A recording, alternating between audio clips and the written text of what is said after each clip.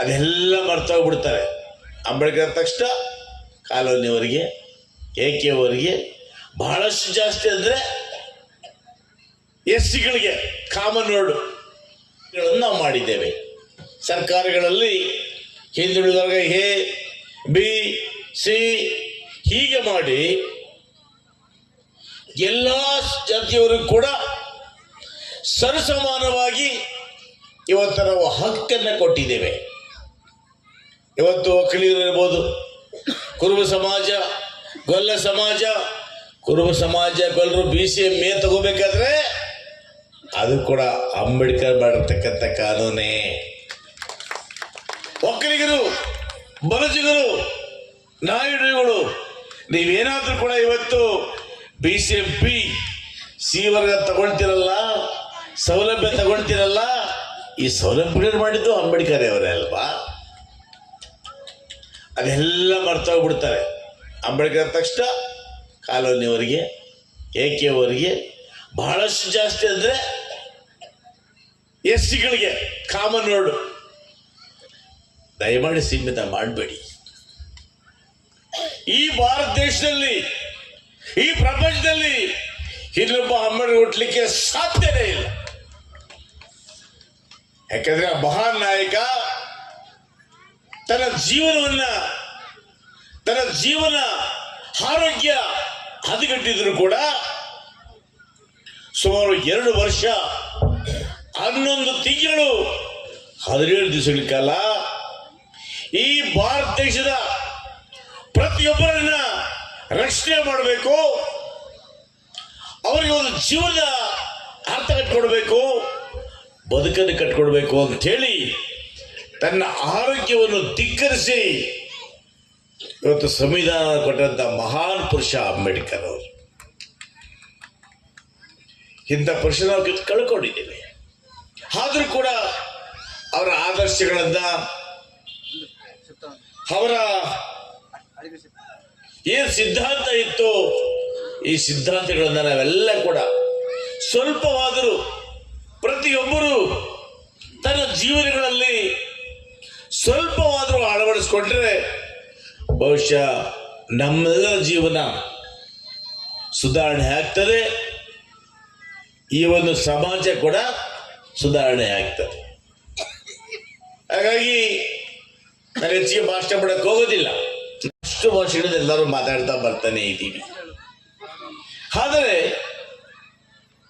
ಅವರು ಮಾಡಿರ್ತಕ್ಕಂಥ ಸಾಧನೆಗಳನ್ನ ನಾವ್ಯಾರೂ ಕೂಡ ಮೈಗೂಡಿಸ್ಕೊಳ್ತಾ ಇಲ್ಲ.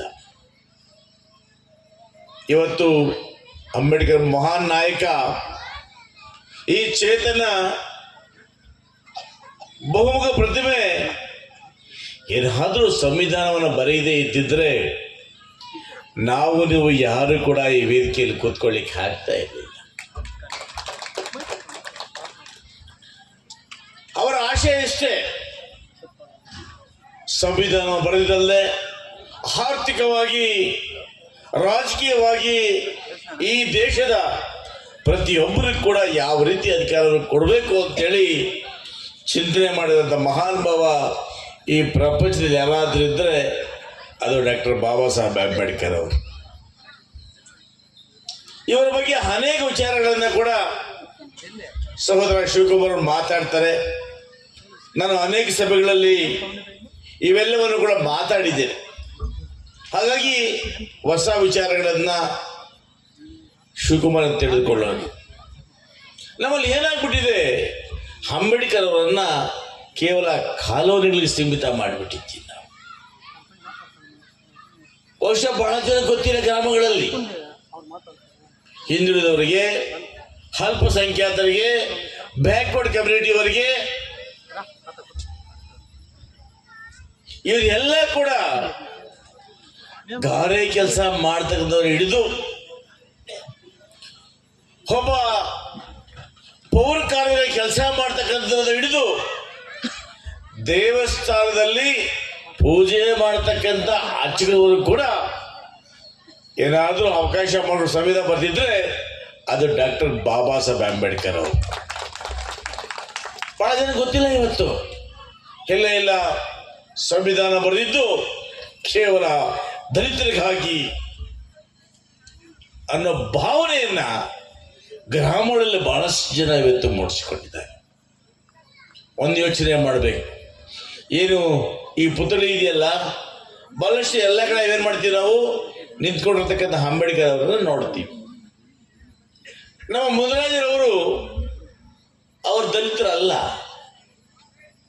ಹಿಂದುಳಿದ ಸಮುದಾಯಕ್ಕೆ ಸೇರಿರ್ತಕ್ಕಂಥ ಮುನಿರಾಜರವರು ಈ ಗ್ರಾಮದಲ್ಲಿ ವಿಶೇಷವಾಗಿ ಅಂಬೇಡ್ಕರ್ ಅವರು ಕುಳಿತುಕೊಂಡಿರ್ತಕ್ಕಂಥ ಒಂದು ಇದನ್ನು ಕೊಡಬೇಕು ಅಂತೇಳಿ ಅವರು ಮನಸ್ಸು ಮಾಡಿ ಇವತ್ತು ಪ್ರತಿಭೆಯನ್ನು ದಾನವಾಗಿ ಕೊಟ್ಟಿದ್ದಾರೆ. ಅವರ ಒಂದು ಕರ್ತವ್ಯಕ್ಕೆ, ಜವಾಬ್ದಾರಿಗೆ ನಾವೆಲ್ಲ ಕೂಡ ಇವತ್ತು ಅಭಿನಂದನೆಗಳನ್ನು ಹೇಳ್ತೇವೆ. ಕೂಡ ನನ್ನ ಗ್ರಾಮದ ಅಭಿವೃದ್ಧಿ ಮಾಡಲಿಕ್ಕೆ ಮುನಿರಾಜು ಒಬ್ಬರು ಬೆಳೆದಿದ್ದಕ್ಕೆ ಇಷ್ಟೆಲ್ಲ ಅಭಿವೃದ್ಧಿ ಆಗಲಿಕ್ಕೆ ಕಾರಣ ಆಗ್ತಾ ಇದೆ ಅಲ್ವಾ?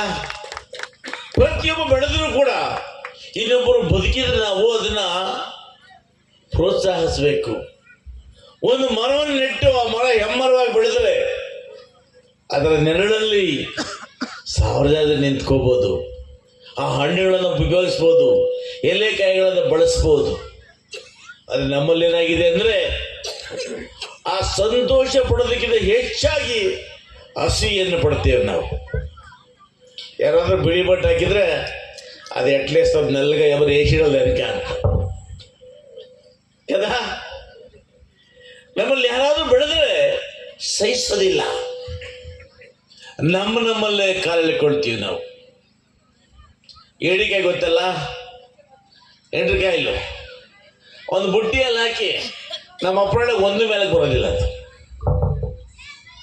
ಹಾಗೆ ನಮ್ಮವರು ಕೂಡ ನಾವು ನಮ್ಮಲ್ಲೇ ಇದ್ದು ನಮ್ಮ ಕಾರಣದ ನಾವೇ ಹೇಳ್ಕೊಂಡು ಹಿಂದೆ ಹೋಗ್ತಾನೇ ಇದ್ದೀವಿ. ಯಾರು ಕೂಡ ಮುಖ್ಯ ವಾಹನೆಗೆ ಬರಲಿಕ್ಕೆ ಸಾಧ್ಯ ಆಗ್ತಾ ಇಲ್ಲ. ಸರ್ಕಾರಗಳು ಇವತ್ತು ಒಬ್ಬ ಇಂಡಸ್ಟ್ರಿ ಮಾಡಲಿ ಅಂತೇಳಿ ಸಬ್ಸಿಡಿ ಜಮೀನು ಕೊಡ್ತಾ ಇದ್ದೀವಿ. ಜಮೀನು ಕೊಡೋದಕ್ಕೆ ಇವತ್ತು ಅನೇಕ ಬೋರ್ವೆಲ್ಸ್ ಕೊಡ್ತಾ ಇದ್ದೀವಿ, ಸ್ಕಾಲರ್ಶಿಪ್ ಕೊಡ್ತಾ ಇದ್ದೀವಿ, ವೆಹಿಕಲ್ಸ್ ಕೊಡ್ತಾ ಇದ್ದೀವಿ. ಏನು ಕೊಟ್ಟರು ಕೂಡ ನಮ್ಮೂರು ಸ್ವಾಭಿಮಾನಿಗಳಾಗಿ ಬದುಕೋದಕ್ಕೆ ಇಷ್ಟಪಡೋದಿಲ್ಲ. ಮುಂದಾದರೂ ಕೂಡ ನಾವು ನಮ್ಮ ತರವನ್ನು ಅರ್ಥ ಮಾಡಿಕೊಂಡು ಈ ಸಮಾಜದಲ್ಲಿ ಸಾಧಿಸಬೇಕು, ಛಲದಲ್ಲಿ ನಾವೆಲ್ಲ ಬರಬೇಕು, ಆಚೆ ಬರಬೇಕಾಗ್ತದೆ. ಹಾಗಾಗಿ ಯಾರೇ ಬೆಳೆದರೆ ಸಂತೋಷ ಪಡಿ. ಸಂತೋಷ ಪಟ್ಟಾಗ ಭಗವಂತ ನಿಮಗೂ ಕೂಡ ಒಳ್ಳೇದು ಮಾಡ್ತಾನೆ. ಹಾಗಾಗಿ ಇವತ್ತು ಅಂಬೇಡ್ಕರ್ ಅವರ ಪುತ್ಥಳಿಯನ್ನು ಅನಾವರಣ ಮಾಡಿದ್ದೀರಿ. ಬಟ್ ನನಗನ್ಸಿದ್ರೆ ಸ್ವಲ್ಪ ಸೇಫ್ಟಿ ಸಾಲದು ಅನಿಸ್ತದೆ.